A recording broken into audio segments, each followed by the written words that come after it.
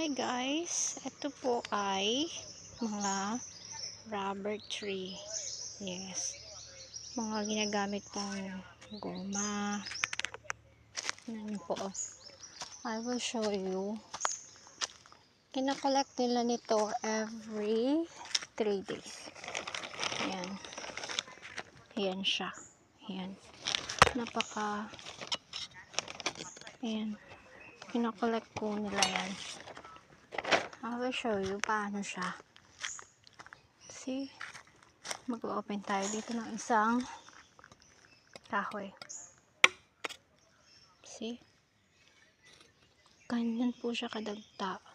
Mga ginagamit po siya, ginagawang goma ng sasakyan, any kind of goma. Tingnan nyo, oh. Yan po ang rubber tree. Marami po yan dyan. Yan, oh.